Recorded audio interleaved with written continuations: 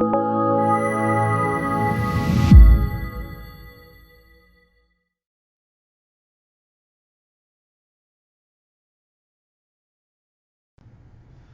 I'm Jacob Hornberger, president of the Future of Freedom Foundation. This is this week's issue of the Libertarian Angle, the show that brings you the libertarian angle on what's going on in the world. And I'm joined as I am every week by my co-host Richard Ebeling, who teaches economics at the Citadel and who's on spring break. Richard, welcome during your vacation. It's great to be here with you, our viewers and listeners, and to talk about another important subject. Yeah. Of course, I should say that for a college professor, y'all are always on vacation, right? Given that it's not really work that you're doing. We deal with the big things, Jacob. Ideas, values, purpose, meaning, the big picture. Okay, that's very inspiring, Richard.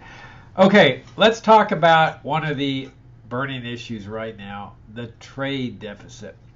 Now, Richard, as you know, the government deals with statistics. I mean, they compile statistics on just about everything, and studying people's minute economic activities to come up with all of the statistical analysis. And one of the statistics that they come up with is the trade deficit. Well, if there's any one statistic that I would say would be great to abolish, I mean, just don't deal with it at all, would be the trade deficit, because it is the cause of so much needless consternation, anxiety, worry. I mean, everyone, including the mainstream pundits, the liberals and the conservatives, would be better off if they just didn't know what the numbers were on the trade deficit. And it wouldn't make any difference. I mean, that's the thing about this so-called trade deficit.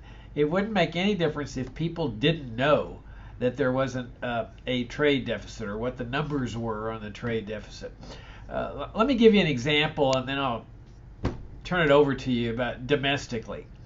If you look at the trade between Virginia and Florida, there's a trade deficit. Now, I don't know which direction it runs in because I don't really care, and no one else seems to care either. But because I don't see people getting up in the middle of the night like they do with the trade deficit and pacing the floors and further browsing anxiety and despair. But let's assume that Virginians are spending more in Florida, like at Disney World and get away during the winter, than Floridians are spending over here in Virginia.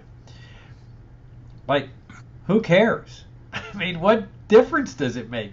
Would the Virginia governor say, this is terrible, we've got a trade deficit with Florida, we've got to start enacting measures, protectionism, we need to go on with a trade war, we need to have negotiations, we need to have summits with the governor of Florida in order to balance the trade, to force those Floridians to buy more from Virginians so that it all equals out. I mean, I think everybody realizes how ludicrous it would be. But Richard, how come they can't see how ludicrous it is with respect to international trade?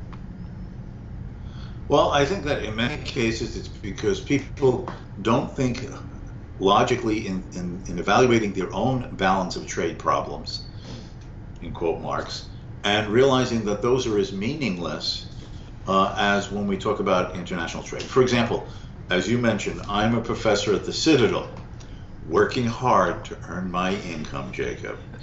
And the Citadel pays me a salary. Then I go out and I spend the income I've earned. I go to the supermarket for my groceries. I go to the shoe store for a new pair of shoes. I recently got a new pair of glasses, for instance. And in fact, with everyone that I trade, the supermarket, the shoe store, the eyeglass place, with every one of them I have a balance of trade deficit. That is, I spend more in their places of business than they spend on buying economics lectures from me. If I went into the supermarket and I said, you know, I would like to have this cartload of food, meat, vegetables, dairies, canned goods, etc., and in exchange, I'll give you 4 economics lectures. I have this desperately sorry impression that he would tell me, there's the door, and I would starve. We use money. I get paid a money salary. I spend the money on the things that I want, but it means that we don't have to match up every time with what I want from you is what you want from me. That what economists call a double coincidence of wants. Instead, I can spend my money in your store, getting the things that I want, and then the money that you've earned selling me those things, you can spend someplace else, and not necessarily and narrowly reciprocally what I have. So, in fact, I have many balance of trade deficits with places I do business with. Now, with whom do I have a balance of trade surplus? Well, implicitly, with the students and their parents who pay the tuition that the Citadel uses to pay me my monthly salary. They're buying economics lectures from me in the classroom during the semester. But chances are I will never go into a place of business where their parents are working and providing a product that I reciprocally would want from them. See, the only thing that matters is the total balance sheet, which is the same way that we're constrained by a budget, each and every one of us. We have to see that at the end of the day, our debits equal our credits, that our inflow of income matches our expenditures. And if it doesn't, then we're either running a surplus that we put some money aside, or we spend more than our income permits that month, and we have to draw down our savings. But there are limits to that as well. So as the consequence, at the end of the day, the balance of trade always balances. If I can just sort of extend this precisely to the international field to sort of show why it's the same thing. Let us suppose that there are Japanese manufacturers who sell $1,000 worth of their goods to Americans. So we have $1,000 worth of Japanese goods, and those Japanese manufacturers have earned $1,000. Now, why have they bothered to sell us goods? Because they want to earn money, like you and I. Why do we work? Why do we have a job? Why do we do anything? So we have the financial wherewithal to then turn around to buy the things that money enables us to buy that we desire. In other words, we produce to consume. We supply so we can demand. Now, those Japanese will have earned those $1,000 by selling us their goods for some reason that is in their mind for which they want that $1,000. Now, let us suppose, Jacob, that they spend $800 on buying American finished goods and services. Now, it is at that point, if you stop the analysis there, that everybody gets into an uproar, including the President of the United States. Oh, we buy 1,000 of theirs. They only buy 800 of ours. You see, there's this balance of trade deficit. They're taking advantage of us. We've lost somehow. Let's take a point and think. So they spent 800 out of the 1,000 that they've earned on buying our finished goods and services. What else can they do with the $200 if they don't want to like put it up on their walls as wallpaper because they like green pieces of paper with funny American presidents' faces on it? Well, one thing they could do is they can directly invest in the United States. Let's suppose they take $100 remaining and they start or partner in a business in the United States. I live in South Carolina. Volvo, BMW. These are foreign headquartered companies that have earned revenues, including dollars, from selling automobiles all around the world, and have now taken some of those dollars and decided to build a manufacturing unit in the United States. So what do they do with that $100 of direct investment? They buy or rent land and pay some of those dollars to the landowner. They hire a construction company here in the United States and spend part of that money on having them build the building that will house the production activities. They hire other companies, many of which will be American, to make the machinery, the tools, the equipment, to be housed in the factory. And then they also will spend part of that $100 in hiring Americans, the labor force, to do the manufacturing. So 800 plus 100, that's 900. What's left? Let us suppose that those Japanese earners of dollars take $75 out of that remaining 100 and decide to indirectly invest in the U.S. economy, Jacob. What does that mean? That's what it means is like when you and I spend less than we've earned and we put money in a savings account. It could be an old-fashioned savings account. It could be a CD, a time deposit, whatever form. And why are we doing this? Because we want to put money aside to earn future interest income so we can buy other things in the future. Now, that is what a person who's earned dollars abroad can do, because they consider American banks or financial institutions economically and politically safer. They might view them as offering a better real interest return than if they deposited their money in a financial institution in a different country. And what has the result of that? There's $75 added to the American savings pool in American financial institutions, the bulk of which will be lent to Americans for investment here in the United States. Now, 800, 100, 75. There's $25 left, right, Jacob? Well, let us suppose those Japanese earners of that remaining $25 decide they don't want to buy any American products or do anything else with in America. They're interested in buying a product somewhere in Europe. But in that European country, they're using the euro. So they will have to then go to the foreign exchange market and trade that $25 at whatever the going rate of exchange is that day for dollars to euros for a certain number of euros. Now, who has sold them those euros? Somebody who wants the dollars instead. They value those more highly. But why would they want dollars? Either to buy American finished goods and services, to directly invest in the U.S. economy, or to indirectly, by depositing it in an American financial institution, to earn future interest income just like you and I do for savings purposes. And then guess what? 800 plus 100 plus 75 plus 25 equals $1,000. It's an accounting identity that has to balance. It's the balance sheet.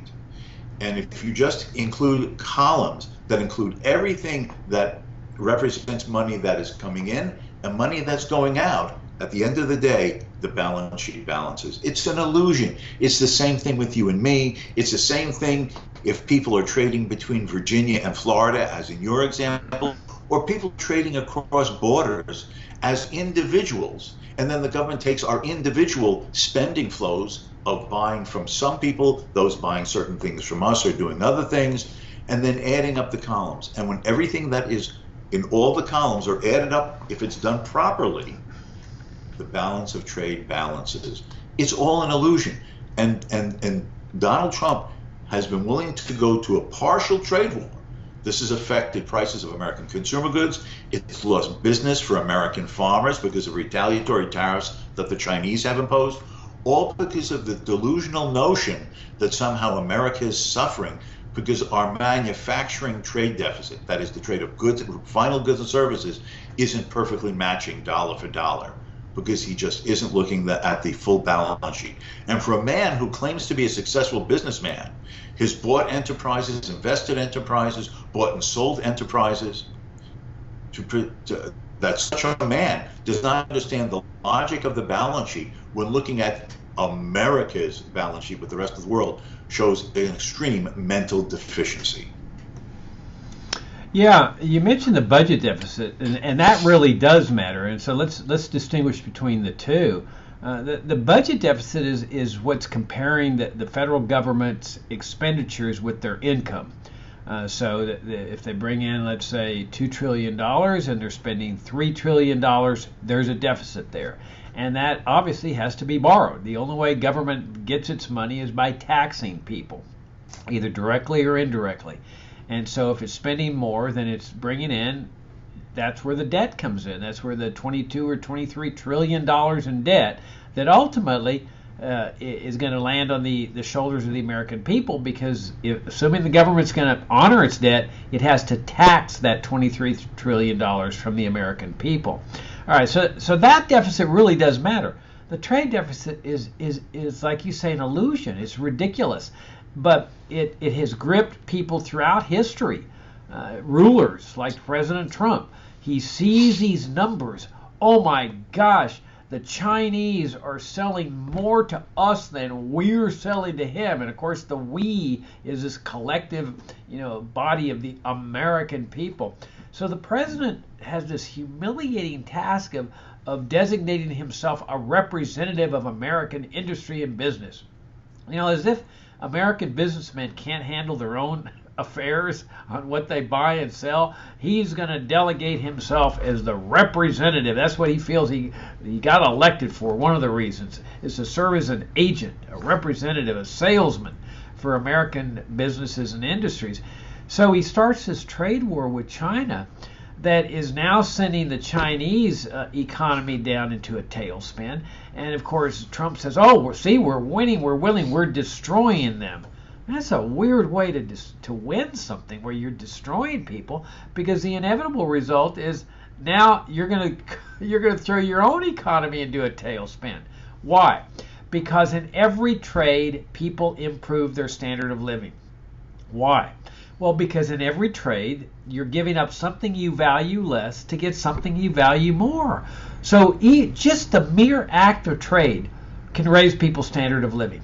And to the extent that President Trump or any other government official interferes with this process, to that extent, they are infringing on people's right to improve their economic well-being. And that's what he's doing with this trade war. And as you point out, look what he's doing to the farmers. Because inevitably the Chinese, which really they would be wise not to do, but inevitably they retaliate. And so who do they target? Trump's supporters, namely farmers in the Midwest. So what does Trump do then? Well, here's your classic Misesian from Ludwig von Mises's principle. One government intervention inevitably leads to another government intervention. Trump says, well, to help these farmers, I'm going to put them on the dole. So he gives them this giant welfare payment, and then they're happy because they can just sit back and collect their welfare. But he's got to collect the taxes from the American people to pay for this welfare dole, when none of this would have been necessary if he had just said, not touched it. Laissez-faire, laissez-passer, let it be, let it happen. That was the original idea. That was what was so revolutionary about Adam Smith's notion, is get government out of economic activity. Get government out of trade. Separate economy in the state. Separate trade in the state. Where the government, the president, has absolutely nothing to do with trade whatsoever. Yes, you mentioned Adam Smith.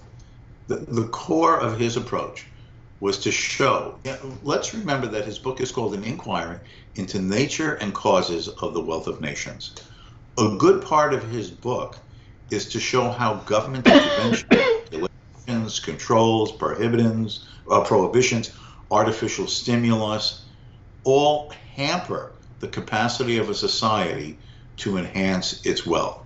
And his concern was that what we want to do is to have a wealth of nations, precisely so the lowest, the poorest, the most without will have a chance for material and cultural improvement. Free trade, free enterprise, laissez-faire, is a philosophy of raising the poor so they can become middle class and wealthy someday, perhaps some of them, precisely to abolish the poverty of the world. Now that is what freedom of enterprise has done. To show the value of international trade, if we go back 200 years to 1820 and we ask the demographers, the economic historians, what is the world's population size and what is the status of wealth and poverty? This is what the demographers and the economic historians will tell you, Jacob. 200 years ago in 1820, there was 1 billion people in the world, and approximately 90% of them lived in abject poverty. And that included Europeans, Asians, Africans, everybody. So 90% of 1 billion lived in abject poverty. Fast forward 200 years to now. And what do you see? The world population has increased by more than 7-fold. There's approximately 7.5 billion people in the world today. And out of that 7.5 billion people, demographers and economic historians and others estimate that less than 10%, only about 8% of the world's population lives in abject poverty. So that has been flipped, where there is more people living above poverty than below now, in terms of starvation and where you're going to get your next meal. And the population, while that prosperity has grown, has increased by over 7 times what it was 200 years ago. How has this come about? How has this miraculous transformation of the human condition come about? It is because governments, to some extent, there's been really no free enterprise laissez-faire society, even though America and Great Britain came relatively closer to it, especially in the 19th century. But to the extent that governments have gotten out of the way and permitted private initiative, private enterprise, freedom of exchange, degrees of laissez-faire in consumer choices and private enterprise decision-making, and allowed the profit motive to be set loose for ingenuity, incentives, creativity, improvement, by allowing people to keep a good part of what they produce, since government always is grabbing some of it. That release of human creativity and energy, and the benefits of looking for gains from trade, not only with your neighbor literally next door, but across your own country and across a continent and across the world, has transformed the human condition. We should be saying hosannas to this. The end to global poverty, the dream of mankind since the beginning of recorded history, is practically at our doorstep. And what has permitted it? To the extent that governments have moved out of the way and stopped blocking it. In other words, what Adam Smith said, a system of natural liberty. Government protects our life, our liberty, and our property through police and courts. They sometimes have to have soldiers to keep out foreign bad men and bandits and thieves. But other than that, each individual is free to go about his own business and affairs in competition, honestly and peacefully with others, for self-improvement through voluntarily agreed upon terms of trade. That is the basis of liberty and the foundation for prosperity. Yeah, I think it's important to put Smith in context. That prior to Smith's book, An Inquiry into the Nature and Causes of Wealth of Nations, in 1776, mankind had been mired in poverty, as you point out. I mean, that was the natural state of mankind. And the reason for it was because government was managing the economy. I mean, this was the standard mindset, that the king, or in today's terms, the president, should be managing the economy. And you see that mindset today when Trump supporters say, look what he's done. The economy is humming. This shows that he's the greatest president. The stock market is up. So what they're saying is, look, he is a good manager of the economy. That's exactly the same mindset that guided people throughout history, that has guided people throughout history. And so along comes Smith and says, hey, wait a minute.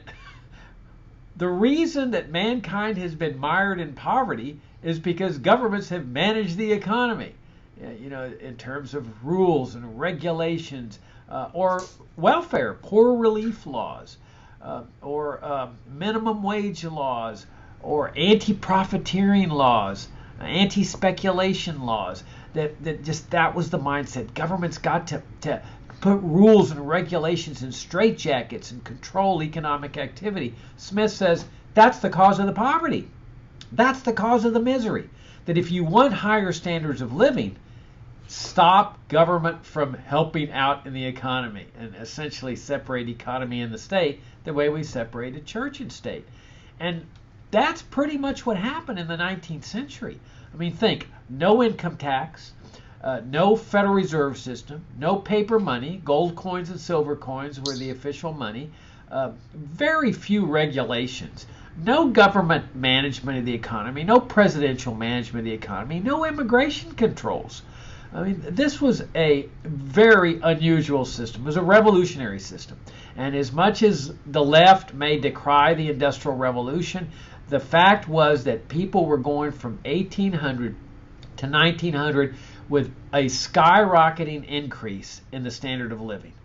Sure, they can point out the negative things, that children were working in factories, but what they don't recognize is that without those factors that were building up because of capital accumulation, those kids would be starving to death. I mean, what would you do with your kid if you had a choice? Send him into a factory and survive, or have him starve to death? And so that's what was happening throughout the 19th century. The amount of capital was increasing. People were saving part of their income. There was no income tax. And lifestyles, standards of living were booming. And so what happened in the 20th century is we essentially reverted back to the old ways, Richard. The whole welfare state idea that the government's got to seize money from the middle class and the wealthy in order to transfer it to other people, the equalization of wealth concept, the managed economy, trade wars. We've essentially reverted back to the standard mindset that has guided mankind. And so what we really need to do is restore our heritage as Americans, not the European heritage that they rejected when they adopt this system. I mean, you see leftists especially, and conservatives too, pointing to Europe and, oh, they have Medicare for all over there, and they have a welfare state for all over there, and so forth. We've got to reject that mindset and restore our heritage of economic liberty. Yes, I think that the point that you make should be kept in mind as people look forward now to what is soon very clearly to be the 2020 presidential race and obviously the accompanying congressional elections. And that is that what you have are competing planners, government planners. On the one hand, you have Donald Trump. He's going to build a wall because he's going to plan how many people, which kind of people can come into the United States. He's going to dictate international trade. He's going to bully American businesses to invest here as opposed to there, all because that's his plan, supposedly through government bullying and executive order and legislation to make America great again. And then on the other side, you have all of these other planners. We're going to make all healthcare single provider and free. We're going to take all of your student loans and we're going to abolish them by government either writing them off or just taxing people to pay it off. We're going to extend Social Security. We're going to give you more of the things that you desire. We're going to redistribute wealth, not just based upon poverty versus plenitude, but on the basis of sins of the past through reparations. They go on and on and on. These are their plans. That's his plan. But what we have is political campaigns of competing government plans. Where is the real alternative? Government not planning, but getting out of the way and securing each individual's right to their life and liberty and honestly acquired property to then peacefully go about improving their own circumstances in voluntary and mutually agreed circumstances and agreements with others, buyers and sellers, producers and consumers, the civil society associations of common purposes. Where is that alternative? Where is that voice on the main stage of the political arena? Alas, it does not currently exist. We are in the age of government planning, in the sense they may label them different and emphasize wanting to do certain things as opposed to other things, but the underlying premise, as you were saying about Trump, is that the presumption is the president must guide the economy. The president must give us wealth. The president must give us employment. The president must secure this, that, and the other. All that separates Trump is from this arena of Democrats is what kind of planning they want, who's to be the beneficiary, who's to bear the burdens, and in what directions the society would be compelled to move by their dictates and decrees. Yeah, you're absolutely right. You've got status competing against status, and their system is always failing, which is why they always need to be calling for interventions. I think it's important to emphasize that no president needs to negotiate any trade treaties to lower trade barriers. If China has erected a bunch of trade barriers, that's something for the Chinese people to deal with. I mean, that's clearly something harmful to the Chinese people as well as Americans, that they're having to overcome these barriers. But the worst thing that can happen is for the president to say, well, you've erected these trade barriers on Chinese people. We're going to retaliate against you by imposing trade barriers on the American people. The best thing that could ever happen is don't negotiate anything. You don't need to sit down with the Chinese and work out terms and deals, or with the Mexicans and NAFTA and all this. All you have to do is unilaterally lift your own trade restrictions, which means essentially liberating the American people. It's saying to the American people, you are now free to travel and trade anywhere you want and with whomever you want. the U.S. government's not going to get involved. Now, you may have trouble getting into China and selling iPhones, but that's something you're going to have to work out over there. This government here is not going to have anything to do. The president's not going to be your trade representative anymore. You are now free to travel and trade around the world as far as the U.S. government's concerned.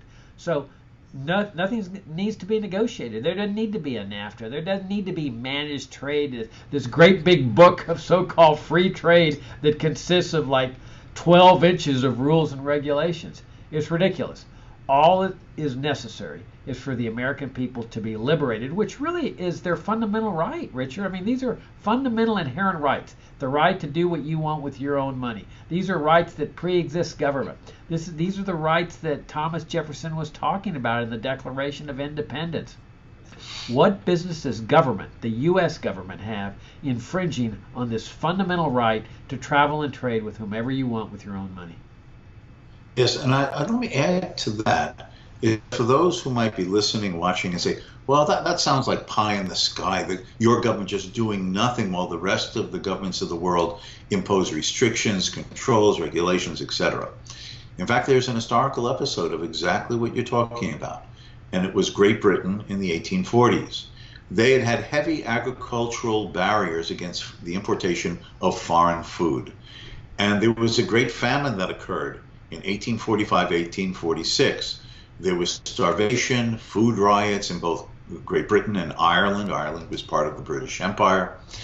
And so finally, the head of the Tory party, Sir Robert Peel, was persuaded by the free trade members of Parliament, Richard Cobden, John Bright, and others, that the only solution to this, to end the starvation and the misery, was to lower all of the agricultural trade barriers unilaterally.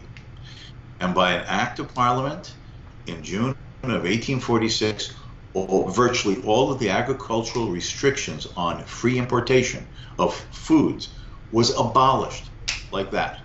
And in fact, the Tories were so in an uproar that their prime minister had taken away their agricultural protections. They took a vote to remove him from his prime ministership. In his last speech, Robert Peel said that he had no regrets about his course of action, even though it was with the support of those on the other side of the House in the Parliament, and that all he could hope for is that England would continue this policy of buying cheap and selling in the best market. And if other countries choose to do the same, buy high and sell low, we should not be dictated by their policy, but hope that our example will lead other nations. And in fact, as the middle decades of the 19th century progressed, were there trade agreements sometimes between countries such as Britain and France? Yes, but for the most part, Britain had set the tone of unilateral abolition of trade barriers and restrictions, and then other countries did the same. In fact, the head of the free trade movement in Great Britain, Richard Cobden, wrote late in years after these victories that they decided not to advocate free trade for other countries. That when they did so, the opponents of free trade in those other countries would use it against their own domestic free trade advocates by saying, you see, this is the English trying to impose their policies on us. They're trying to feed us their cheap goods at our expense. So Cobden said, if other countries want to follow free trade, that's fine. If they want to continue their interventionist and tariff policies, that's their choice. We, the British, will follow the course that we know that is economically sound and correct in terms of freedom for ourselves, and hope that our example will then stimulate others to follow. The United States can do the same. Let China, the European Union, all these countries follow their baggage of interventions, regulations, controls, trade restrictions at the expense and the burden of their own citizens. At least take those burdens and barriers off the American citizenry and allow us to have as much latitude and liberty as possible to improve our circumstances given the nature and circumstances of the world. Yeah, a couple points to make about Cobden and Bright in England. Their organization was actually called the Free Trade League. And I think it's important to emphasize that word free, because what they're talking about in terms of free trade and what you and I are talking about is trade that is free of government control. I mean, that's the whole concept of free and free trade. It is trade, people's ability to trade with others without any interference or control by government. The other thing to point out is that among the greatest supporters of the Free Trade League there in Great Britain were the poor people. I mean, they saw the ability of free trade to improve their standard of living. And you've pointed out before, Richard, that famous photograph of that cannon that the poor people are marching through the streets of London that had a sign on it that said "Free Trade or This," which was essentially telling the government, you free us to trade with people of the world, or you're going to get some cannon shot fired at you. Absolutely true. And in fact, there would be graffiti on the walls of buildings in London and other cities, presumably by young starving children saying, "I be protected and I be starved." It was understood by the vast majority of the people that these trade barriers were not harming producers and suppliers in other countries, that the trade barrier invariably is something that harms your own domestic citizens and no one else, harms your own domestic citizens. And that's what the big danger is. When Trump imposes tariffs against Chinese goods, we're going to teach those Chinese a lesson. That is like raising the costs of production.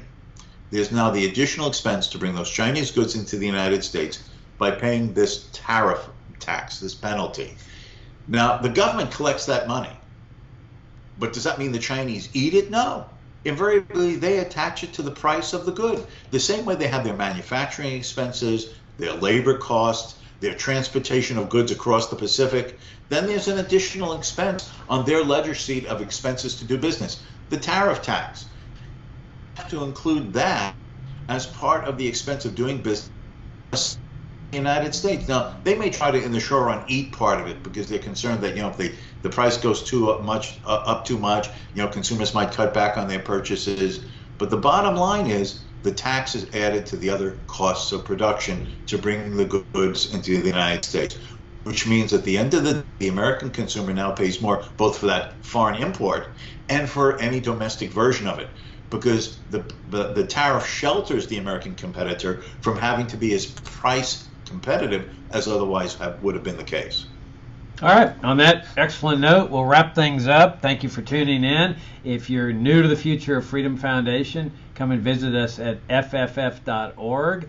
And if you're not new to the foundation and you're not yet supporting FFF, we greatly appreciate your financial support. We can't do it without those of you that help us out in a bigger way. We've got a monthly journal called Future of Freedom. We've got a daily publication that we've been publishing, 15 years or so, called FFF Daily. So, and it's all principles. We deal with the principal case for liberty, including free trade. Richard, I enjoyed the conversation as always, and I look forward to talking to you next week. Until next time.